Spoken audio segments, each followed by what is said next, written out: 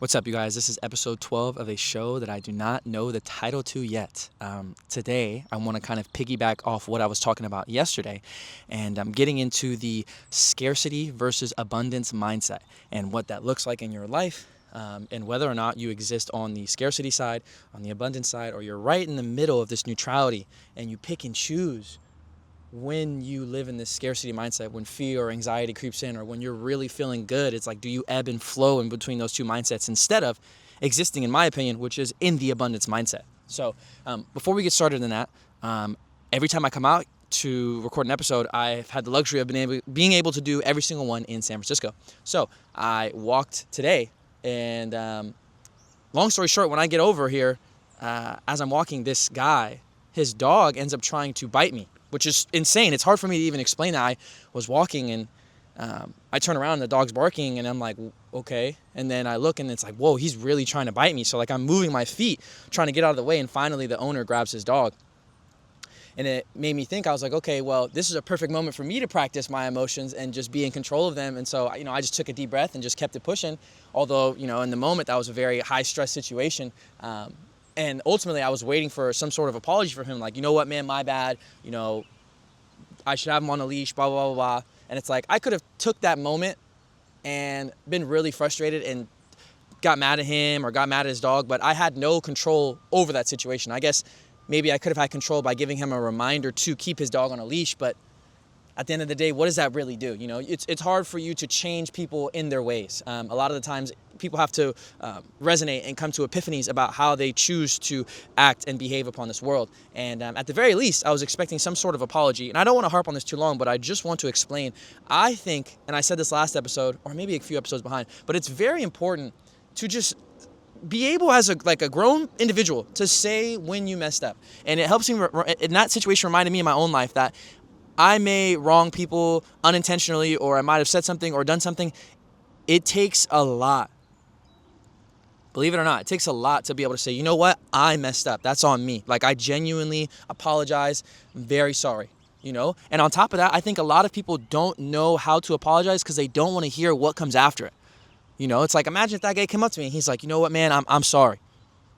And then I go, yeah, man, you should keep your dog on a leash, just in that whoop-de-whoop. That's the part that I think people don't want to hear. They live in like their own world where it's like, oh, I just want to give the apology without taking accountability. It's like when you choose to apologize, you're so vulnerable and open. It's like, you know what, man, I wronged you and I'm sorry. And I am willing to hear whatever comes out of your mouth next because ultimately I wronged you. So you should have some sort of say, or maybe you just say, you know what, it's all right. I think a lot of people are afraid of having that conversation once they say that they're sorry. So anyways, like I said, I don't want to harp on that too long. I just want to make it a point. It's okay to tell people that you messed up, that you're sorry, especially your friends and your family and people that you really care about, or even a random person. It's like, it's okay. It just shows that you live in a world where you don't hold grudges and you allow emotions to flow through you. And that's a reminder to myself. I even at times don't do that as best as I should. So anyways, let's move on. So what is a scarcity mindset and what is an abundance mindset? So I'd like to give you an example. When I was a content creator living in Texas, I had the opportunity to film for one of the biggest creators in the game at the time. Really cool guy. And he allowed me to live in his place. And so we were going to Miami for something having to do with Red Bull or something. And we go to this other creator's house. I'm talking like a big creator, like a $10 million house. We're in there, we're kicking it, and they end up talking, and I got to sit in and listen to the conversation and give my 2 cents, and I'll tell you why in a second. But basically, I'll name the two friends. My friend's name, we'll just name him Kyle. That's not his real name. And then his other friend, the other guy, we'll name him Doug. So basically, my buddy Kyle was telling Doug, hey, I understand that you're growing and you're super big and you're trying to build this empire, but aren't you thinking about this? Like, how about your retirement? How about X, Y, Z, A, B, C. Are you taking care of those things? What happens if this happens? What happens if that happens? And then at a certain point, Doug stopped Kyle and he was like, look, I understand what you're saying, but I have a team that takes care of that. I would rather not spend my time in that scarcity mindset. I'd rather live in abundance and understand there are things that can happen for me in a positive way. I shouldn't just be sitting here thinking about the negative things. My reflection of what's going on in my mind shows its physical equivalent in reality. He's not saying that. I'm kind of paraphrasing for him, but this is the gist of what he's basically saying is, I choose to live in this abundance mindset. If I have those thoughts, I have certain things that I do. And in this case, he has a team of people that takes care of those things that he'd rather not worry about, things that may put him in a scarcity mindset. So Kyle, it kind of took him for a second for that to dawn on him. He just didn't really understand. He was like, well, how is that possible? So this is where I butt in, right? And I was like, Kyle, I think what he's explaining is he chooses to consciously live in an abundance mindset. He wants to do his best not to live in that scarcity mindset. How much you think about is what becomes your reality.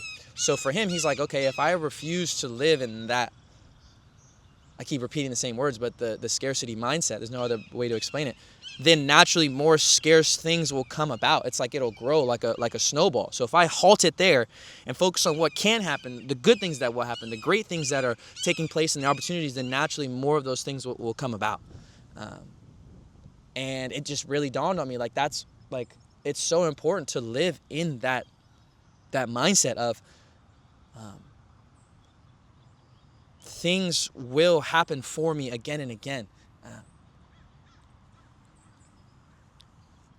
And I'm trying to find real world examples now because obviously that was a really big one. This guy has a team and retirement and millions of dollars and all this stuff. Yeah, it's a little bit different. So let's try to scale it down a little bit. Let's see. An opportunity comes about, right? If you choose to look at that moment and see it as oh my God, I'm living out of desperation. That moment will never come again. I need to do this. It's like so much anxiety and fear comes from those thoughts. And instead it's like, okay, I'd rather live in a neutrality mindset, which is better than the scarcity, or living in abundance, which is like, okay, this opportunity in front of me is super cool, but I'm going to control what I can control. I'm going to provide maximum value, and then whatever happens.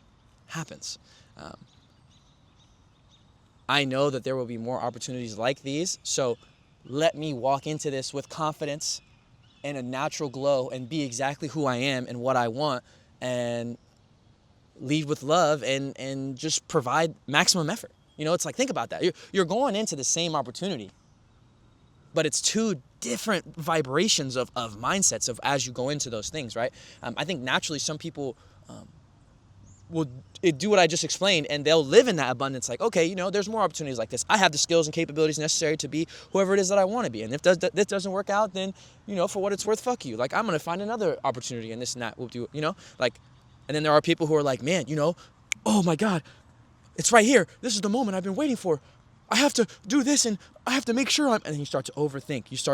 The reflection of your mind becomes your reality. Now, this interview or this date or this brand deal, or you're overthinking, and it's like, man, I screwed myself over by living in this mindset that what's in front of me will only ever be in front of me right now. I think a lot of people do that with money. I think that's why money changes a lot of people, especially when you get to that level where it's like let's be real, in your mid-20s, $100 isn't too much in the grand scheme of things, but it's like 1,000, 5,000, 10,000. Now you start to think like, oh man, what am I going to do with this money? Is an opportunity like this going to come again? Oh fuck, I might need to fuck over my friend or do something that's bad because I know this money is going to be so important. And this brand deal, it's like, man, it's a brand that I don't really, mess with, and it's not something that's in my character or my morality, but will another opportunity like this come by? Oh man, I got to take it. I have to push away my morals for the sake of money. I just hope you understand what I'm trying to say. Living in that scarcity mindset will do you no good. It clouds the mind. There's no tranquility. There's no clarity. There's no confidence there. That's the difference of what I'm trying to explain. It's funny that when you live in this abundance, it's like more opportunities will come. You think, and then it is. Chief definite aim, unwavering faith, burning desire, the physical equivalent will naturally become inevitable. So if my chief definite aim is to get paid to be me, I know in my heart and in my mind, my mind's eye, that naturally more opportunities will come about. So I need to lead with confidence because I don't know how my journey is going to be played out. What I do know is there's a man above, there's somebody that's watching over me and guiding me in my journey that's a gap filler. So why do I need to live in a place of scarcity? I think sometimes with me in my own life, my lack of patience puts me in a scarcity mindset. My lack of patience makes me feel like when opportunities come around, I have to be over the top and do things that are outside of my normality of character. Not be myself 100%, trying to put this cool jacket on or whatever jacket on, because I feel like an opportunity like that won't come again. I'm just making an example of how it would be in my life.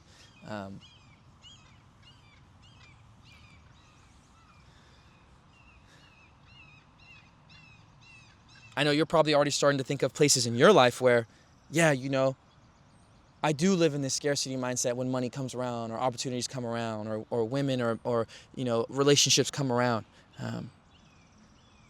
Little do you know, you're training your subconscious to understand that when opportunities come about, they are few and far between. So therefore, the physical equivalent of your reality will be opportunities are few and far between. So you kind of do need to live in this scarcity mindset. And then it's like a cycle where your conscious is training your subconscious, and then it's pushing it back. And then the physical equivalent appears, which needs your scarcity mindset, which needs your subconscious to feed that. It's like this never-ending cycle. So if you choose to live out of that mindset and get into the abundance mindset where, man, so many opportunities are coming my way. I'm ever more confident and thankful in you, God, and you just provide for me again and again. And I know I have the skills and capabilities and network necessary that whatever comes my way, I'm going to provide maximum value, maximum effort. Everything is meant for me. Everything that's I'm attracting is coming towards me. I'm not chasing it. I'm working for it, but I'm not chasing after it. I know what's meant for me will come. Whatever I'm looking for, either God will say, hey,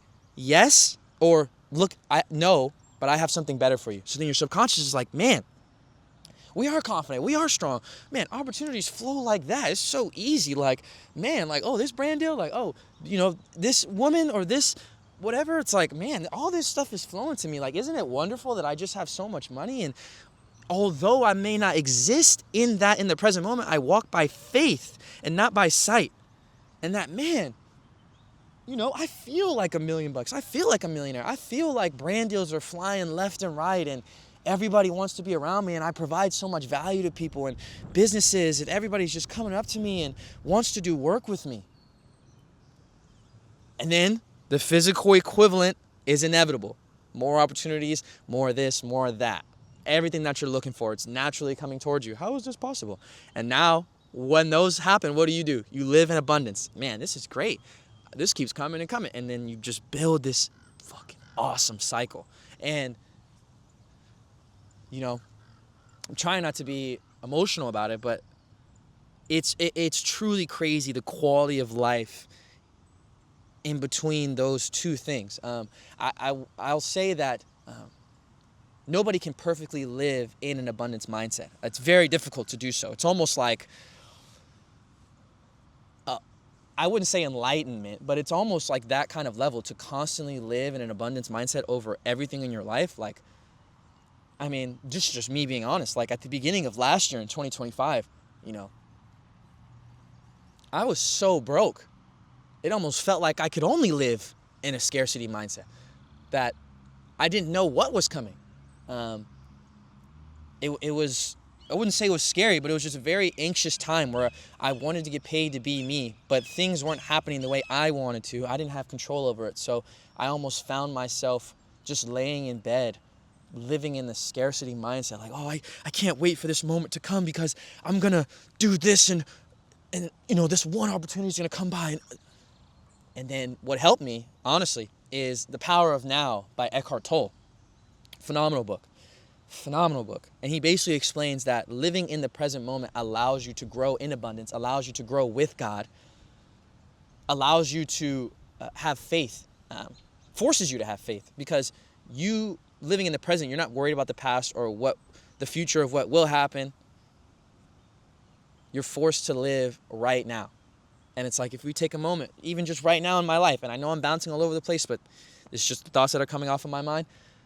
Right now, it's like, life is truly good. Like, I'm in a place where I have everything that I could ever need. I have family and friends that love me. I have goals and aspirations and ambitions and skills and capabilities. I can get up and run 5 miles right now. Will I be at a top tier shape? No, but I can still go do that. I can go play basketball. I can go play Frisbee with the boys. Like, those are things that will help you, and this is my segue, getting into that abundance mindset from the scarcity. Trying your best to be in that present moment, and then once you're there, choosing abundance. It's really that simple. It's a practice, just like if you were to meditate or you were to learn Spanish. The first step to getting out of the scarcity mindset is practicing every day to be in the present moment and then choosing abundance. At least that's what I did, right? And sometimes you might need mediums like a book, a podcast or something or somebody to help you get primed in that present moment to then choose abundance, choose to live in that cycle. It's a conscious decision.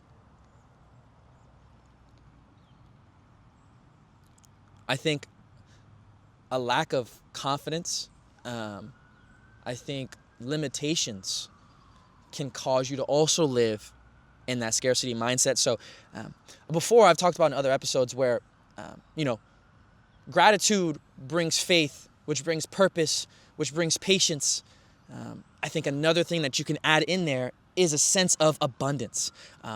It's like when you choose to practice one thing, which is, let's just say faith or patience even, naturally other things start to trickle into your life. It's like a snowball effect when you choose the momentum of positivity, when you choose the momentum of limitless abundance, unconditional thankfulness, gratitude. It's like you get this cluster of things that you learn along the way just when you choose to be positive, just when you choose to be thankful and have faith.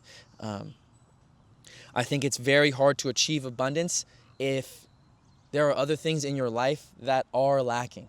And I think it's very important to have the self-awareness and the perception of self to know where those things are lacking. And that's why I end up resorting to that scarcity mindset. I think it's good to take a moment, like I've said in other episodes, to just go somewhere quiet and talk to God and try to understand why it is that you feel the way that you feel. And you can go down the line with every single emotion I just explained in the last 30 seconds. Abundance is the culmination of all those things. Faith is the culmination. Patience, they're like all hand in hand. They're all holding hands, creating the greatest version of yourself. It's crazy to think about it like that, but the point I'm trying to make right now is the limitations that you set, those can stop you from living in abundance. Even, the imposter syndrome where you're like, man, something crazy happens, like even for me, like I said, my first job out of college, ended up networking, with the grace of God that I found a job that paid really well, really, really well for somebody for the first job out of college. And I got there and I was like, man, I've never sold anything in my life. I don't know if I'm supposed to be here, blah, blah, blah. But quickly, thankfully, I learned that, no, I am supposed to be here. I went through a vetting process. I went through 6 or 7 interviews and talked to people and ended up getting offered the job, and I took it. And I took it with full confidence. So building that confidence, not living in fear of the limitations of things that can go wrong, but what can go right. And, in my life as a professional or as a college player, and this is to people who are making the comparison to sports, it's like, could you imagine going into a game and thinking about all the things that could go wrong? Like that's difficult. How could you ever do that, where you're playing in a game and you shoot it and you're like, man, that's gonna miss. Or like, yo, like I'm off, or like I'm not good. It's like you're just setting yourself up for failure. You can live in certain moments that last 45 minutes, a game lasts an hour, whatever situation, a competition. It's like, man, I can choose to live in scarcity just for a moment. I could think that I live in abundance, but then, when something that I haven't figured out yet, like a basketball game, it's like, oh, I missed one shot, or, oh, I make one turnover. It's scarcity. Oh my God, this next one I have to make my next shot, or I can't turn the ball over, or it's like, that's very difficult, bro. That's very difficult to live in that mindset. And choosing to live in abundance even after something happens that's negative. It's like what they say in a fight. Everybody has a plan until they get punched in the mouth. It's like when something bad happens, can you still choose to live in that abundance mindset? A brand deal goes haywire. Your first date with this girl or this guy goes completely sideways, and you had thought about this person and whatever. It's like, can you choose to still live in abundance after you've missed once, after you've missed twice? And, for me in sports, and this could probably lead to other parts of life. Let's say you're really nervous about a date or something, or you're really nervous about an interview. What I used to do, I'm not kidding, when I would play basketball, and our team was really good, and for what it's worth, just so you can understand my credibility, when I played, I was pretty good. Okay, we'll just leave it at that. I would go into the locker room, and I would close my eyes, and I would just listen to my favorite music, and I would just visualize all the things that are going to go right.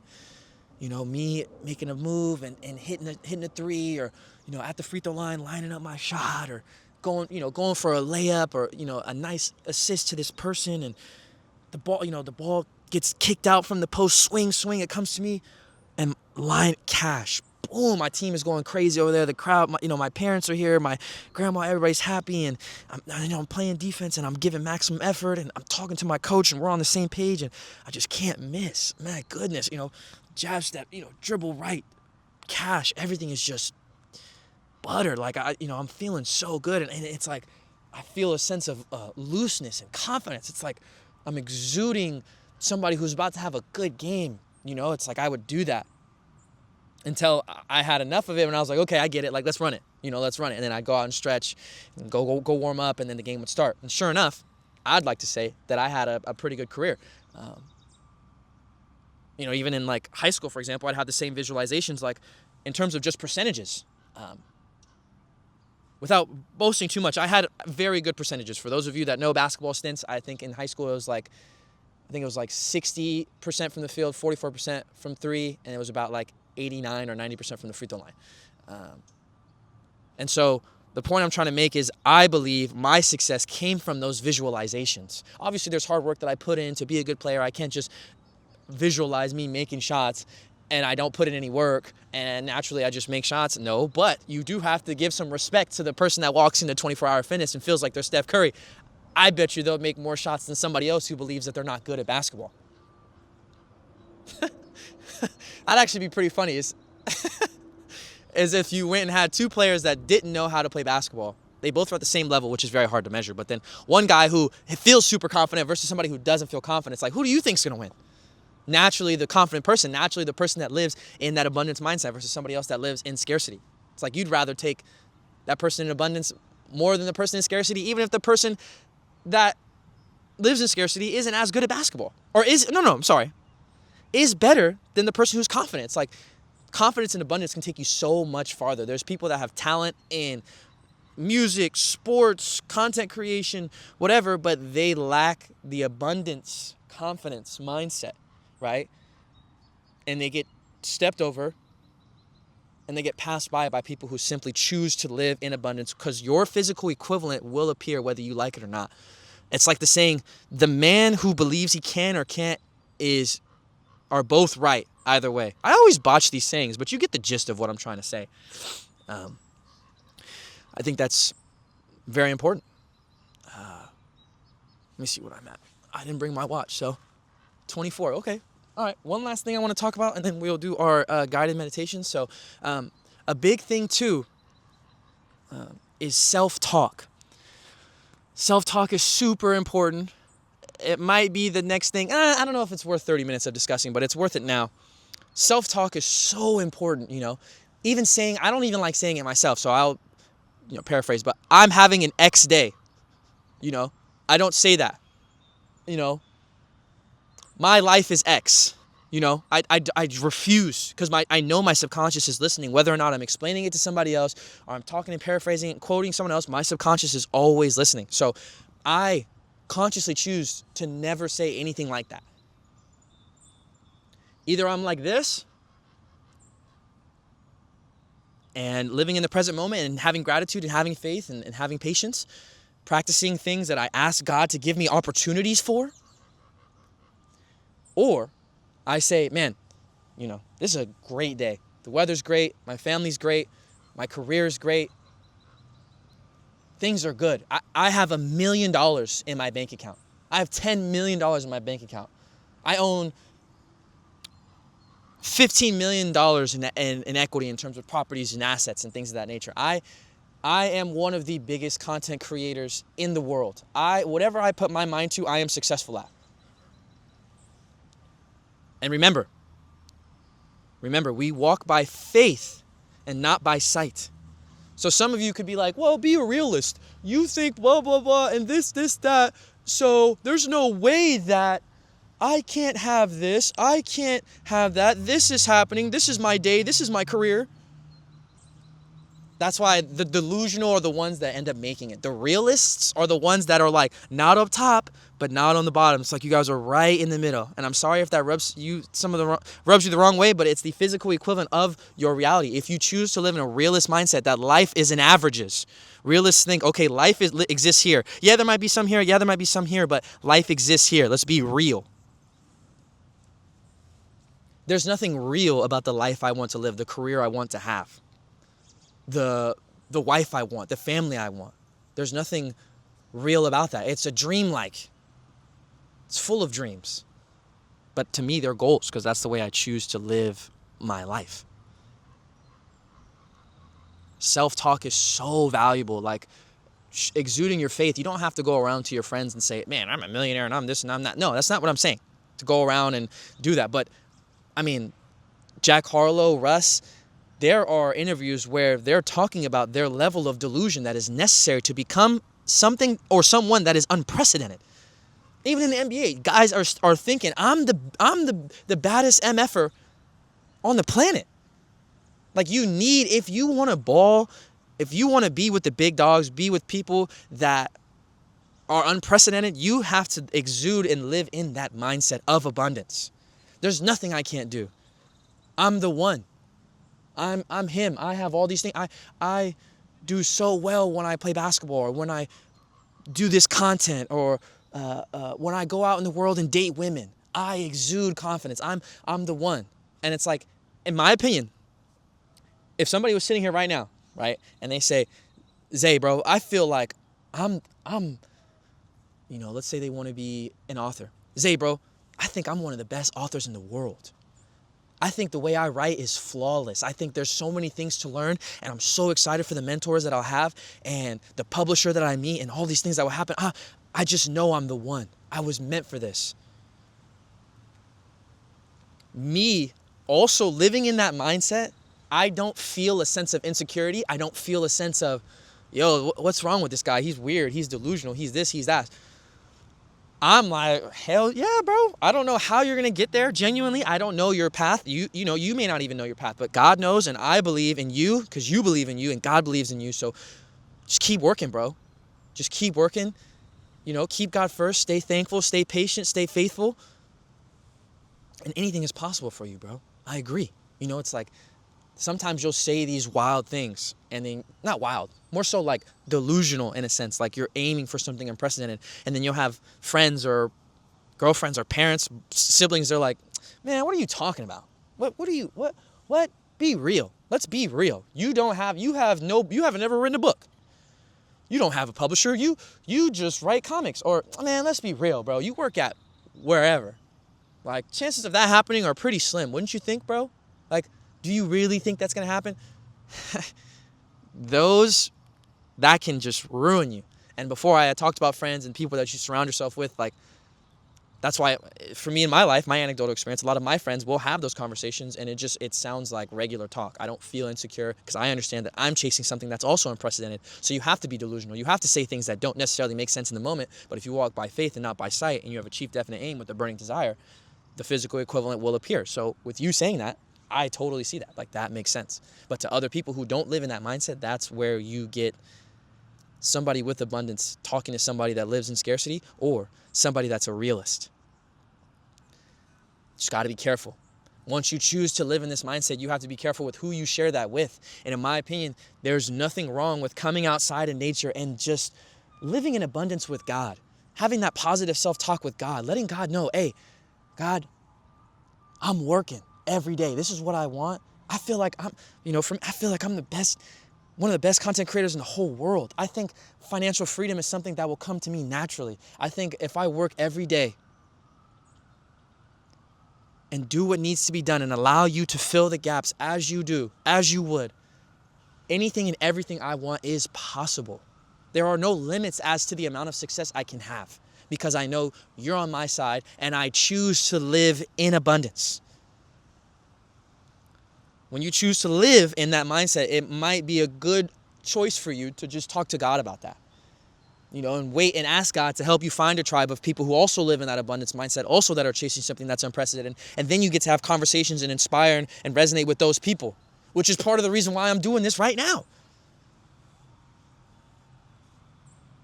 Part of the reason why I'm doing this right now, so you can understand, you're not alone. And if you're trying to do something that's never been done before, you're not alone. Living in insecurity after somebody tells you your abundance mindset is flawed, that can get you in trouble as well. Try not to live in that insecurity of, if somebody looks at me and says, hey, you're a bad basketball player. It's like, I'd be like, okay. But if I go, man, F you, you're a bum, you're this, you're that. Well, you kind of believe that a little bit because you got mad about it. It's like, somebody says, hey, you're a bad content creator. Okay. That's your opinion. I know in my heart and in my mind what I talk to about God. I know I'm striving for something and I'm pushing for something. There's nothing that you can say that will inflict on my energy, on my aura, as the kids love to call it. I'm pushing for something. And if I know that this is really what I want, what anybody says can't mess with me. I'm the one. I'm pushing for this. I have this. Other people that live in that abundance mindset will understand and appreciate what you are saying. You just have to understand where you say those things, where you go around doing those things, because those people, the scarcity mindset or the realists, they could end up bumping you back into that playing field if you allow their creative opinion to truly influence you, if you allow their energy to influence you. So,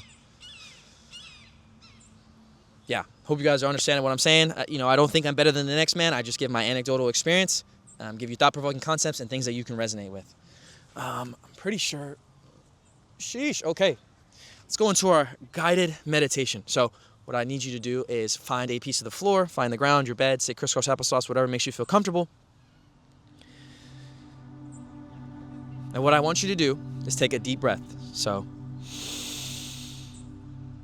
and out. You're going to do this 2 more times. Keep your eyes closed. 1 more time. And out. Okay. Now what I want you to do is visualize what it is that you really enjoy doing, your dream, your goals, whatever it is that you're striving for. You know what it is. You have it in your brain. Maybe you haven't even worked towards it, but you know this is what I want. This is what I want. Think about that for me. And now, what I want you to do is think about all the things that could go right. Everything you choose to do in this endeavor that it is that you want will just work flawlessly. And at the very least, there's so many opportunities for you to practice and enrich your craft to become that person. Think about all the things that could happen right. The end result, the money, the whatever, the success that comes with it. Think about that too. After you've done all the handshakes and met all the people and worked, look at the fruits of your labor. And visualize the fruits of your labor. What does that look like?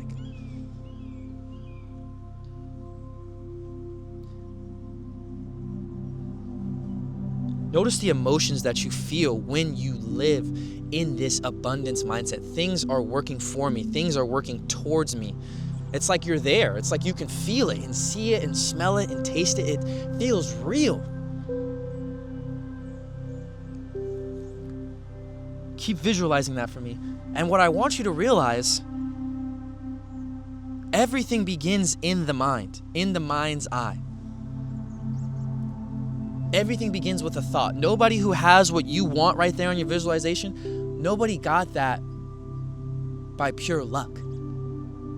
Some did. Obviously, there are objections to rules. But the point I'm trying to make is they got it through hard work and they got it through living in a sense of abundance. When you get to a point where things start to work in your favor.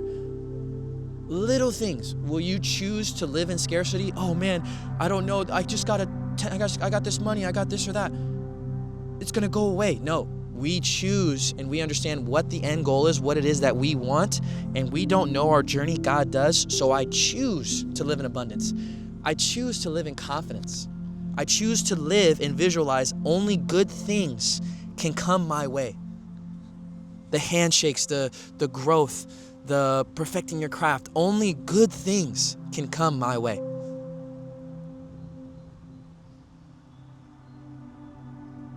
Doesn't it feel good when you choose to think about what can go right?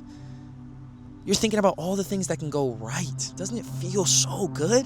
Why are we worried about what can go wrong? You have the skills and capabilities necessary for whatever comes your way. You and God can figure that out. Why worry about that now? If we're going to worry about anything about the future, let's make it positive. Let's talk in the present moment as if we are where we want to be. Let's start having positive self-talk about right now, about the future. It all stems from positive self-talk and living in that state of abundance. It makes everything that you're visualizing right now a lot easier. You self-sabotage yourself when you think in the opposite direction. Don't self-sabotage. Choose to live in abundance. All right, you can open your eyes now. I will say I want to provide a place with peace and positivity. I feel like sometimes I naturally get riled up versus talking about things that I want to talk about, which is the entire show. But I think I get riled up sometimes. And I think what's one of the things I'll get better at is, although I may have things that I want to talk about or super excited about or this and that, just bringing a sense of tranquility and clarity will, I think, add even more value to your guys' life. Whoever's listening, whoever's resonating. I